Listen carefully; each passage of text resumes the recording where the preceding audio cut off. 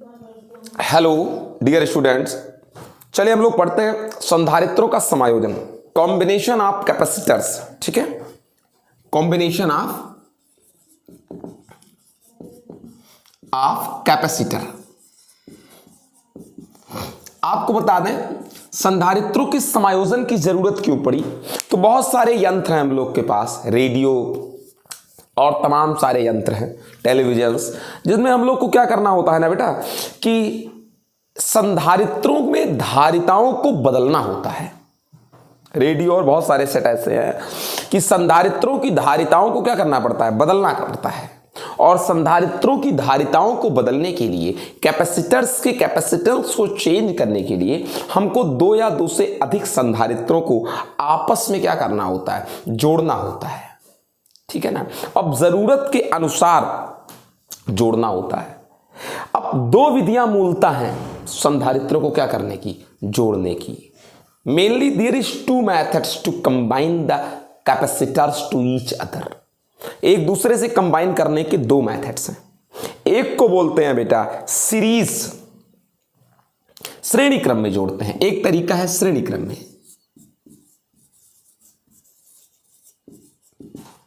In series, और एक है समांतर क्रम में।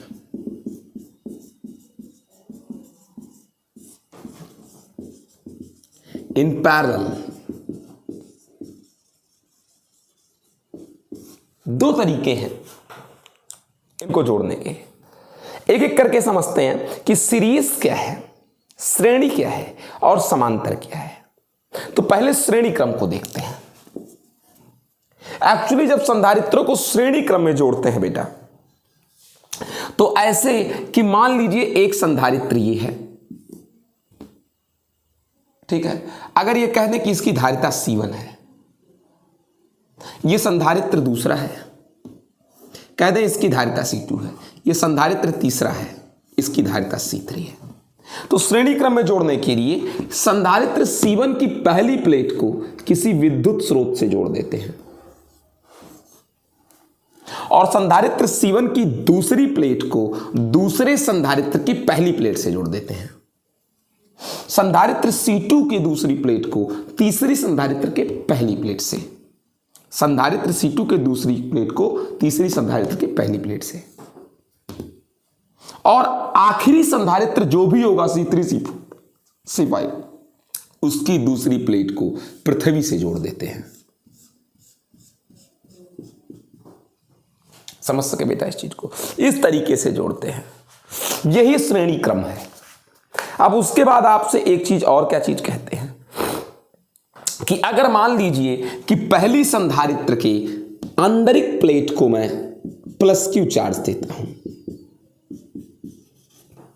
तो प्रेरण के कारण इस पर उतना ही क्या आ जाएगा, -Q आ जाएगा। अब आंतरिक सतह पर अगर -Q आ गया तो इसकी बाह्य सतह पर क्या आ जाएगा, +Q आ जाएगा। और फिर जब इस पर +Q आया तो इस वाले को चूंकि इससे जोड़ दिए हैं, इस वाले को इससे क्या कर दिए हैं, जोड़ दिए हैं, तो इसके जो इलेक्ट्रॉन्स हैं वो इस पर आ जाएंगे। समझ सके इस चीज को, इसके इधर वाले इलेक्ट्रॉन्स इस पर आ जाएंगे। और जब ऐसा होगा तो ना ये तो प्लस रह जाएंगे और इसके इलेक्ट्रॉन्स इस पर आ गए, ठीक है ना, और इस वाले हिस्से में क्या उत्पन्न हो गया, पॉजिटिविटी आ गई है, उतनी ही जितनी इस पर है। फिर ये वाला सामने प्रेरण से निगेटिव हो गया, उतना ही। फिर क्या हुआ, ये वाला हिस्सा पॉजिटिव हुआ, और जब ये वाला हिस्सा पॉजिटिव हुआ तो चूंकि उससे जुड़ा है तो इसके इलेक्ट्रॉन्स इस पर आ गए और इसकी यहां की पॉजिटिविटी को ओवर कर दिए। फिर यहां अंदर उतना ही क्या आ गया, पॉजिटिव आ गया। फिर ये वाला अंदर वाला उतना ही क्या हो गया, नेगेटिव हो गया। फिर ये वाला हिस्सा उतना ही पॉजिटिव हो गया, बाहर वाला जितना ही नेगेटिव हुआ। अब जब ये उतना ही पॉजिटिव हुआ तो पृथ्वी से जोड़ दिया, तो पृथ्वी से आने वाले इलेक्ट्रॉन यहां के पॉजिटिविटी को ओवर कर देंगे। तो देखा क्या आपने कि सब पर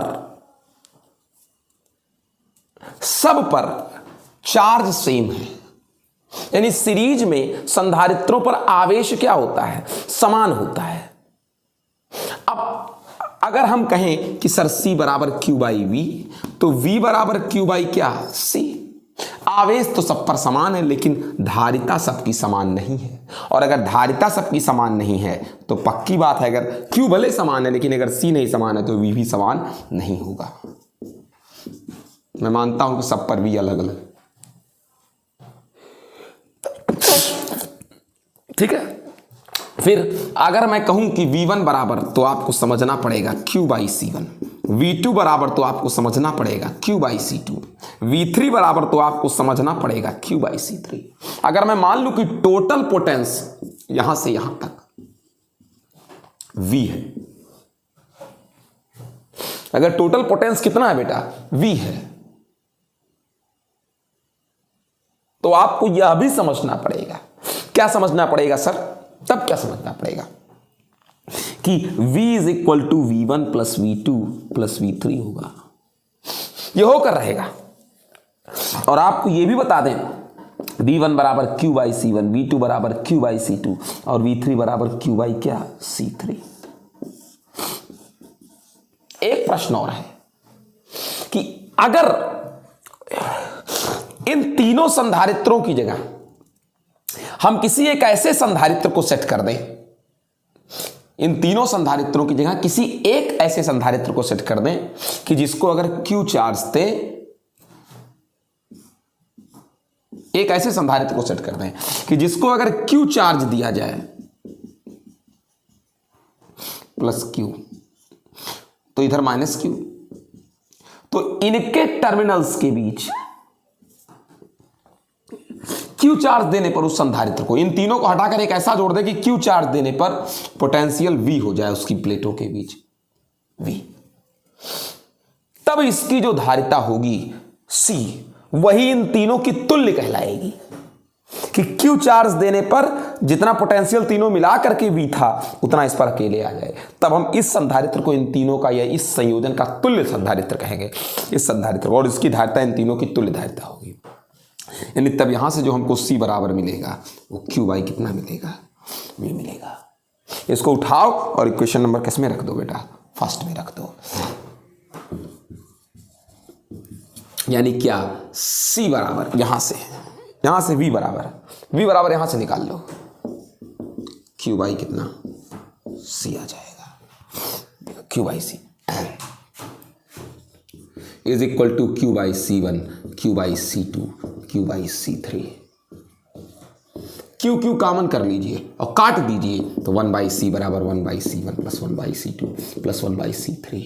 ये तुल्य धारिता है। क्या निष्कर्ष निकल कर आया कि श्रेणी क्रम समायोजन में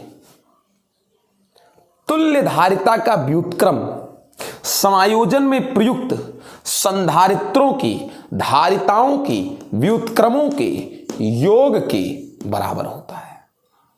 आपको बता दें जो तुल्य आएगा, जो इन तीनों में सबसे कम धारिता होगी जिसकी, उससे भी कम आएगा तुल्य यहां पर। यानी जब कम धारिता प्राप्त करनी हो तो श्रेणी क्रम का समायोजन करते हैं, जब धारिता बहुत कम प्राप्त करनी हो तो श्रेणी क्रम का समायोजन करते हैं। और श्रेणी क्रम समायोजन में आपने देखा कि सब पर आवेश की मात्रा क्या होती है, समान होती है। और आपको बता दें जो विभवांतर है वो धारिताओं के व्युत्क्रमानुपाती होता है। विभवांतर धारिताओं के क्या होता है, व्युत्क्रमानुपाती होता है।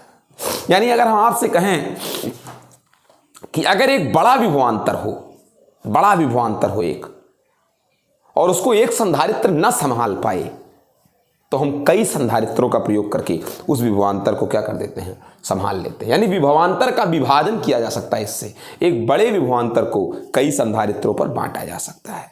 ये इसका कार्य है। और बता दूं जिसकी धारिता सबसे कम होगी वो सबसे अधिक वोल्टेज सहन करेगा।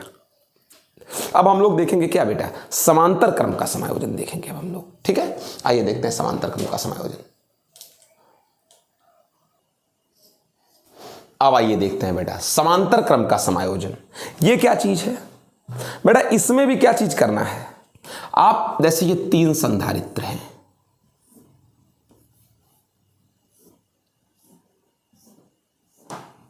आप सभी समांतर समायोजन में सभी संधारित्रों की पहली प्लेटों को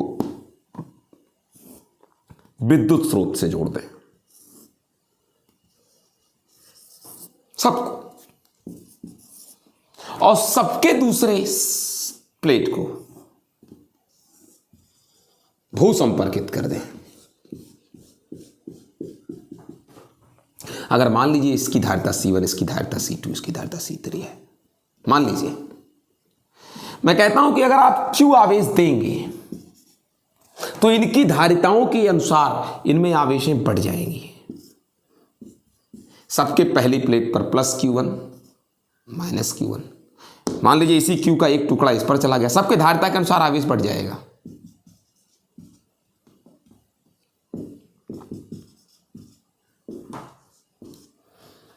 समझने को तो आप समझदार है ही हैं। ये हिस्सा जब प्लस होगा तो अंदर वाला सबका माइनस हो जाएगा प्रेरण के कारण, बाहर वाला सबका प्लस हो जाएगा प्रेरण के कारण।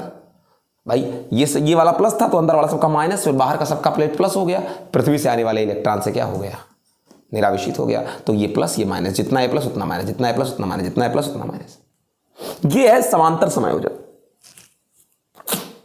क्यों आवेश दिया था वो धारिताओं के अनुसार तीनों पर बट गया। अब उसके बाद अगली चीज आपसे क्या कहते हैं कि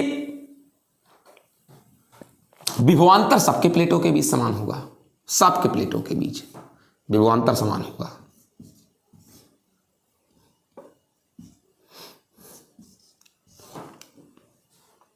सबके प्लेटों के बीच विभवांतर समान, चूंकि समांतर क्रम है बेटा, और विभवांतर समान होता है अगर पहला बिंदु और दूसरा बिंदु सेम है।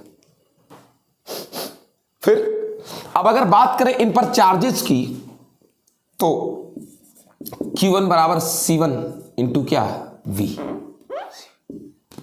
Q2 बराबर C2 इंटू V, Q3 बराबर C3 इंटू V। अब अगर कोई एक ऐसा संधारित्र मिल जाए कि उसको इन तीनों की जगह लगा दीजिए, मतलब A और B के बीच सेट कर दीजिए, कोई एक ऐसा संधारित्र मिल जाए कि उसको A और B के बीच सेट कर दीजिए, और मैं आपसे कहूं कि अगर उसको Q चार्ज दिया जाए तो उसकी प्लेटों के बीच कितना विभवांतर उत्पन्न हो जाए, B। AB के बीच ऐसा सेट किया जाए, एक ऐसा संधारित्र सेट किया जाए AB के बीच कि उसको Q देने पर उसकी प्लेटों के बीच भी विभवांतर हो जाए, तो उसकी जो आवेश होगी Q बराबर C इंटू V हो जाएगी। और हम आवेश संरक्षण के सिद्धांत से कह सकते हैं Q is equal to Q1 plus Q2 plus Q3, और यहां से Q बराबर CV बराबर Q1 बराबर C1V, Q2 बराबर C2V, Q3 बराबर C3V। V कॉमन करके काट दो, C बराबर C1 प्लस C2। जो तुल्य धारिता आई, समांतर समायोजन की तुल्य धारिता, समायोजन में प्रयुक्त संधारित्रों की धारिताओं के सरल योग के क्या है, बराबर है। ये तुल्य धारिता होगी अगर Q चार्ज देने पर विभवांतर V उत्पन्न हो जाए।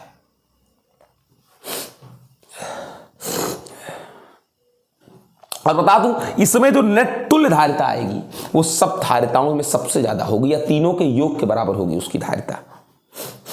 आपको बता दें यहां विभवांतर समान होता है सब पर। और सच कहें कि सर क्यों इसका करते हैं, क्यों ऐसा करते हैं, क्यों समांतर समायोजन किया जाए।